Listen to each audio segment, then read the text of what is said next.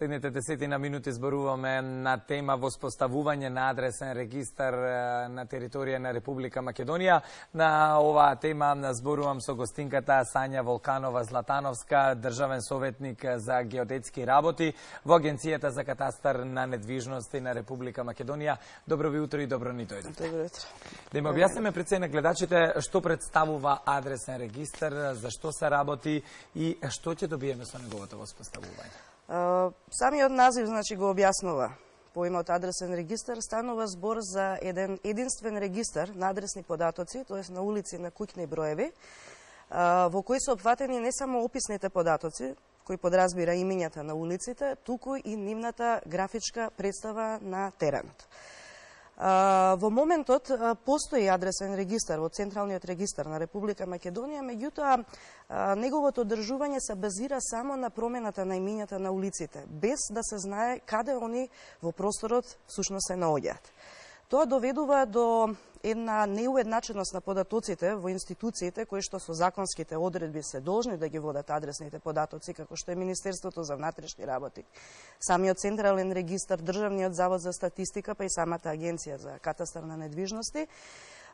Постои една неунифицираност на тие податоци. Така да воспоставување на еден ваков централен систем на адреси на ниво на Република Македонија ќе донесе многу бенефити, не само за државните институции во функција да ги подобрат своите податоци во базите што ги водат, туку и за самите граѓани и за правните лица, бидејќи со самата графичка компонента што се воведува, ќе може еднозначно да се идентификува недвижноста во просторот, значи согласно координатите кој што е составен дел на адресниот регистар.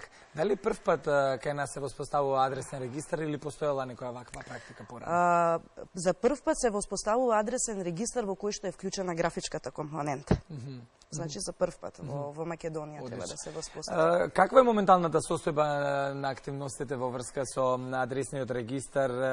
Дали функционира сега и пред се можеби ќе ги интересира гледачите која има надлежност? Значи, до 2004 година надлежноста за водење на овие адресни податоци беше во рацете на општините. Во 2004 година, со донесување на законот за именување на улици, кеови, булевари и други инфраструктурни објекти, надлежноста за водење на таа централна база на податоци премина во Централниот регистар на Република Македонија. Општините беа тогаш должни во рок од 2 месеци целокупната евиденција што ја поседува од изминатиот период да ја достават до Централниот регистар, значи да се направи едно иницијално полнење на таа база, за да се продолжи значи да се одржува. Самата постапка на доделување и промена на имињата на улици е многу долга и трае 26 дена во моментов. Значи се формира една листа на имиња на улици од страна на општината која што се доставува до владата на одобрување. Од кога владата на Република Македонија ќе одобри, потребно е да се усвои на совет, па во рок од 8 дена да се достави до Централниот регистар за нивно спроведување и од кога ќе се спроведе, значи рокот е 15 дена за спроведување, во рок од 3 дена да се достави до релевантните институции кои што водат адресни податоци. Таа сама постапка е многу долга во моментот. Од друга страна пак споменав дека моменталниот адресен регистар ги опфаќа само описните, атрибутните податоци, значи имињата на улиците. Не се знае каде се тие вистина во просторот. Самите улици, куќните броеви се врзуваат за границите на населени места, чие што одржување во надлежност на Агенцијата за катастар на недвижности. Се случува одредени општини да водат евиденција во хартиена форма, други во електронска форма, се прават промени без да се известат институциите. Има доста објекти на лице место кои што немаат броеви.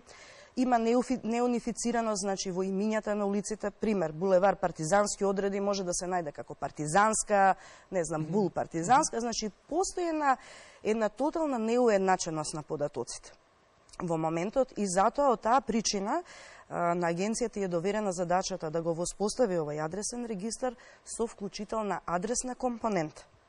Одлично. Агенцијата во моментов реализира пилот проект кој што се однесува на 4 општини. Кои општини се опфатени и како функционира истиот? Значи, согледувајќи ги сите овие искуства, да кажеме, од досегашниот начин на водење на адресите во Македонија, минатата година агенцијата започна со реализација на еден пилот проект во кој што беа вклучени 4 општини, значи населени места од 4 општини, населено место Гостивар, Свети Николе, Кисела вода и целата општина Зеленикова. Значи, тие беа 4 општини кои што се различити по своите карактеристики. Едната е урбана средина, другата е рурална средина, третата беше општина во која што повеќе од 20% од граѓаните говорат друг јазик, различит од македонскиот. Од страна на агенцијата, нормално преку тендерска постапка, беше ангажирана фирма која што изготви специјална апликација во која што беа вметнати сите расположиви податоци со кои што успеавме да дојдеме, значи од Централниот регистар, од општините, од агенцијата, се со цел да им помогне на приватните геодетски компании кои што во име на агенцијата го вршеа прибирањето на тие податоци, да ги приберат податоците за сите улици и за сите објекти на терен. Се прибираа, значи, податоците за улици, се исцртуваа самите улици, потоа се прибираа податоци за тоа дали истите се обележени на терен, значи дали постои табла со име на улица или не, се прибираа податоци за објектите, значи дали се истите обележени или не, се прибира податоци за вкупниот број на катови во објектите, за вкупниот број на станови во објектите и низ други податоци кои сметавме дека ќе бидат релевантни и потребни за идното воспоставување на адресниот регистар. Така.